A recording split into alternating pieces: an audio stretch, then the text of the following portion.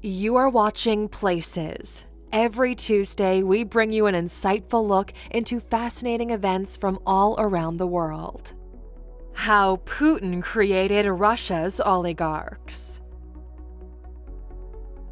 Welcome to Alux.com, the place where future billionaires come to get inspired. If you're not subscribed yet, you're missing out. Hello, Aluxers, and welcome back. You've probably heard about Russian oligarchs in the news cycle, but how much do you really know about them? The phenomenon of the Russian oligarch is fairly new, with the first oligarchs emerging just 30 years ago. But in this relatively short amount of time, the oligarchy has claimed unprecedented power and wealth in the country. Today, we're looking at the role Russian President Vladimir Putin played in creating these oligarchs. But we have to go back before Putin was president to see where the Russian oligarchy actually started. By the end of this video, you'll have a better understanding of how Putin has changed the dynamics between today's oligarchs and his administration, and you'll learn how the modern oligarchs gained their wealth and power. But first, let's start at the beginning. First-generation oligarchs. After the Soviet Union collapsed in December 1991, Russia began transitioning away from communism to a market-based economy. Prior to this, private ownership of entities and property in the USSR was illegal for the most part, and all enterprises in the energy, industrial, and financial sectors were owned by the state. Before the transition, over 45,000 enterprises had been owned by the state. After Boris Yeltsin became president in 1991, a few men, who basically came from nothing but had connections and knew how to work the system, were able to become billionaires practically overnight during the disorganized privatization process, when state-owned businesses were transferred to private owners. This group of men included relatives of government officials and crime bosses. The Russian government did not want to put their businesses on the open market because they were afraid that the Russian mob would end up with the most control. They decided instead to distribute vouchers equally among the population. These vouchers could then be used to purchase shares in any of the businesses that were being privatized. While this seems like a great way to spread the national wealth and ensure everyone has an equal part in the privatization process, everything did not go according to plan. Many people either didn't understand the voucher system or were desperate for money, so they sold their vouchers to future oligarchs, who were quick to use them to maximize their profits. The ones who were not the most successful were those who were able to acquire natural gas and oil businesses. These men earned the nickname kleptocrats because they stored their massive profits in Swiss bank accounts rather than investing them in the Russian economy.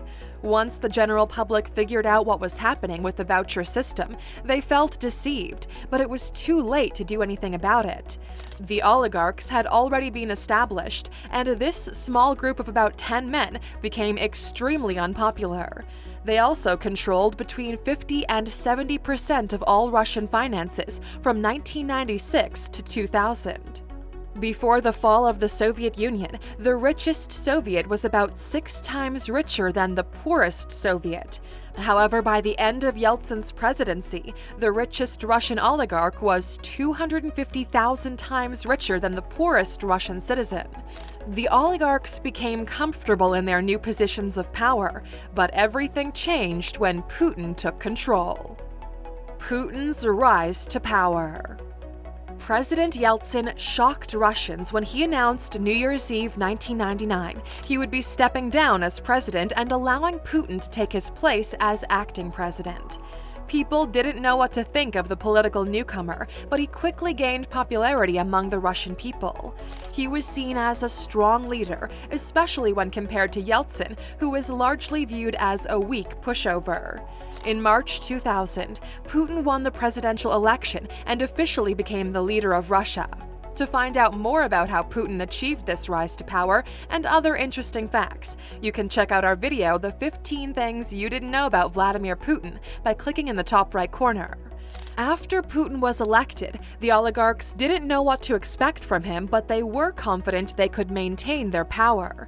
However, Putin had some different ideas. He announced he was going to erase oligarchs as a class from Russia, which led to a time of power struggle. He called together 21 of the most powerful oligarchs in Russia on July 28, 2000.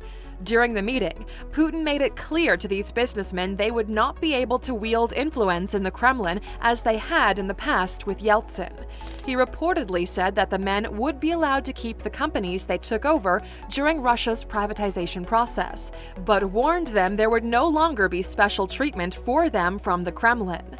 While it was reported by some that this was the end of oligarchs in Russia, this was far from the truth. In fact, it soon became clear that a new generation of oligarchs shaped by Putin was emerging. Oligarchy 2.0. Putin began methodically appointing loyal members of the military, security forces, and ministries like Interior Affairs and Defense to key positions in government and important industries. This and other similar actions led to the creation of a new class of oligarchs who had pledged undying loyalty to Putin. This was different from the original oligarchs who used Yeltsin but weren't particularly loyal to him. In this way, Putin created a new power dynamic. This dynamic was further reinforced by legal action taken against some of the most powerful oligarchs who were resistant to change. In 2000, there were government raids on a media company owned by oligarch Vladimir Putin. One of his television programs famously aired a satirical puppet show with a Putin puppet that cast Putin in an unfavorable light during the 2000 presidential elections. These raids led to Kaczynski's arrest, and he was forced to sell his media company to the state's national gas monopoly for $300 million. Other independent media companies soon met with similar fates, and Putin extended his power through control of the majority of media companies through oligarchs who were loyal to him. In 2003, Mikhail Khodorkovsky, the richest and most powerful oligarch in Russia, was arrested by Russian authorities and charged with fraud. Putin then oversaw the freezing of his assets and actions against his oil company, Yukos, leading to the collapse of the company and the dissolution of much of Khodorkovsky's wealth. This was a warning to other oligarchs that they would no longer necessarily be protected by the Kremlin, especially if they proved to be disloyal. New oligarchs. In the same way the businesses of Kaczynski and Khodorkovsky were taken over by the government, a number of other profitable businesses were seized by Putin's administration and turned into state-controlled companies. Putin then handpicked the CEOs for these companies from his pool of loyal associates. This led to many more businessmen reaching the oligarch status during Putin's presidency. One example is Putin's childhood friend and judo teacher Arkady Rotenberg, who continues to make billions as the leader of the largest construction company for gas pipelines and electrical power supply lines in Russia. By 2013, the Russian government controlled 80% of the country's largest companies, owned by oligarchs who benefited financially from the lack of legitimate competition and therefore have every incentive to remain loyal to Putin and do his bidding. And this was only one of the ways Putin extended his power during his presidency. Expansion of power. In 2008, Putin signed an edict that gave him extended executive powers over all law enforcement and securities agencies. He also abolished elections for regional governors. He put in place a system where regional governors would be chosen based on presidential appointments. Dmitry Medvedev was elected president of Russia in 2008 due to the Russian constitution stating a president should serve no more than 2 consecutive terms. During this time, Putin served as the Russian prime minister, but his influence was still evident. Medvedev signed an amendment to the constitution that extended presidential terms from 4 to 6 years, which many suspected was designed to benefit Putin. Putin won the presidency once again in 2012, which meant under the new rules he could remain in power until at least 2024. This expansion of power made it even more important for the oligarch to prove their loyalty so they could reap the benefits of their association with Putin.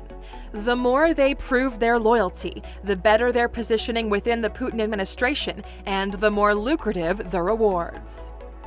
Today's oligarchs. In 2008, the U.S. Treasury Department released a list of 210 Russian politicians and businessmen, including 96 Russians who were determined to be oligarchs. This was created in response to the Russian meddling of the 2016 U.S. presidential election in an effort to determine who were the most influential businessmen connected to Putin's administration. All 96 who were labeled as oligarchs were on the 2017 Forbes list of billionaires. However, some of the people on that list objected to the label and denied they had influence within the government. In 2018, the U.S. Treasury Department announced it would be sanctioning 7 Russian oligarchs with known ties to Vladimir Putin. These sanctions included the seizure of property and freezing of financial assets. This was intended to show there are consequences for interfering in Western democratic elections. However, despite such sanctions, Russia's oligarchs have doubled their wealth over the past 20 years, and today about 110 billionaires own 35% of the entire country's wealth. Conclusion. While Putin did not create the original oligarchy in Russia, he has shaped a new generation of Russian oligarchs and changed the power dynamic between these rich businessmen and the government. He prizes loyalty and ensures that he maintains control over the oligarchs and the businesses they preside over. The oligarchs understand that if they make just one misstep, their power, their wealth, and even their freedom can be taken away from them in an instant. While some may believe that oligarchs gain access to power through their wealth, it's actually quite the opposite that's true.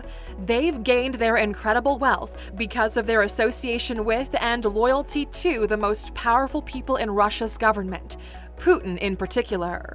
And Aluxers for an in-depth look at how 6 of the most well-known oligarchs rose to power and how they continue to control Russia's economy in close association with Putin.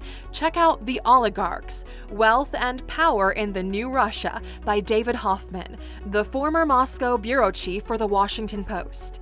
This book is exclusively available on Audible for $40, but you have the opportunity to get it for free. Just go to Alux.com/freebook and sign up. If it's your first time, you'll get the audiobook version for free thanks to our partnership with Audible.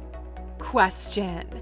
Now that we're wrapping up this story, we'd like to know, do you think the benefits of being an oligarch outweigh the risks? Let us know what you think in the comments. And of course, for sticking with us until the end, here's your bonus. While Russia's oligarchs may be leading the country's economy, they could be facing some issues in the years to come, as Russia's population is steadily declining. Some reports indicate the country is losing up to 700 people per day, or 250,000 people annually. Contributing factors include falling immigration rates, aging demographics, and a lack of government enforcement in terms of health and food regulations.